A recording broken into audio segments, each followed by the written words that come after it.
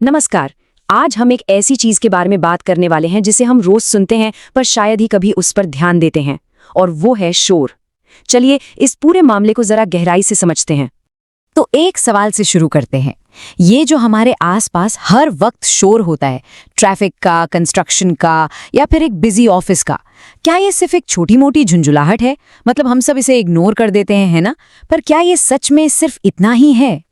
असल में ये सिर्फ एक झुंझलाहट नहीं है, ये एक तरह का अदृश्य इनविजिबल स्ट्रेस है जिसकी हमें एक बायोलॉजिकल कीमत चुकानी पड़ती है। आज हम यही देखने जा रहे हैं कि ये आवाज़ें कैसे बिल्कुल चुपचाप हमारे दिमाग की सेहत और उसकी परफॉर्मेंस पर असर डालती हैं। तो चलिए देखते हैं कि ये सब होता कैसे है। इसकी जो पहली कड़ी है ना, वो हमारे शरीर के सबसे पुराने सर्वाइवल सिस्टम से जुड़ी है, जिसे हम कहते हैं स्ट्रेस रिस्पॉन्स, यानी तनाव की प्रतिक्रिया।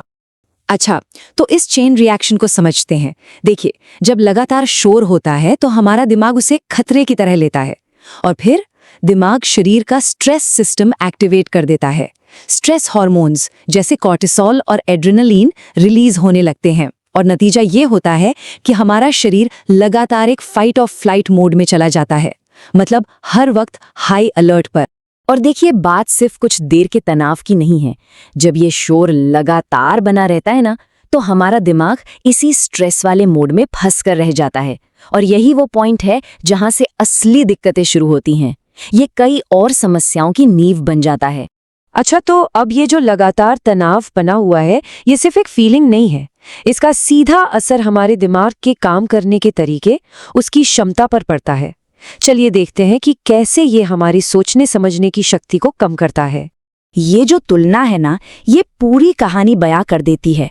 एक शांत माहौल में दिमाग फोकस्ड, एफिशिएंट और शांत रहता है। वहीं शोर वाले माहौल में वो डिस्ट्रैक्टेड, ओवरलोडेड और थका हुआ होता है। सीधी सी बात है, जब दिमाग की ज्यादातर एनर्जी शोर से निपटने में ही खर्च हो जाएगी, तो बाकी कामों के लिए क्या बचेगा? और इसका असर पड़ता है हमारी रोजमर्रा की जरूरी चीजों पर, जैसे कि कुछ नया सीखना और याद रखना, मुश्किलों को सुलझाना, किसी चीज पर कंसंट्रेट करना या ध्यान लगाना। कई स्टडीज बताती हैं कि जो लोग ज्यादा शोर वाली जगहों पर रहते हैं, उनकी इन सभी चीजों में परफॉर्मेंस कम हो जाती है। तो मुद्दा ये है कि हमारा दिमाग, वो बेचारा ज्यादा मेहनत करने लगता है। उसे आवाज़ों को समझने और फिल्टर करने में ही इतनी एनर्जी लगानी पड़ती है कि वो थक जाता है। और कुछ रिसर्च तो ये भी कहती हैं कि इससे दिमाग की उम्र बढ़ने की रफ्तार भी तेज हो सकती है। बिल्कुल उस कंप्यूटर की तरह जिसमें एक साथ बहुत सारे टैब्स खुले हों, वो हैंग होने लगता है ना। बस दिमाग का भी कुछ ऐसा ही हाल होता है। लेकिन कहानी यहीं खत्म नहीं होती। दिमाग पर पड़ा ये बोझ, ये एक डोमिनो इफेक्ट शुरू कर देता है। मतलब एक चीज दूसरी को गिराती है और दूसरी तीसरी को, और ये असर पहुंचता है हमारी नींद और हमारे मूड तक, जिससे एक बहुत ही खराब साइकिल शुरू हो जाता है।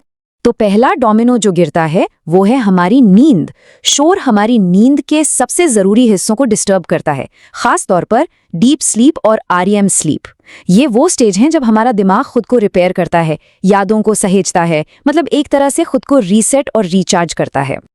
और जाहिर सी बात है, जब ये जरूरी नींद ही पूरी नहीं होगी तो क्या होगा? इसका सीधा असर हमारे मेंटल वेलबींग पर पड़ता है।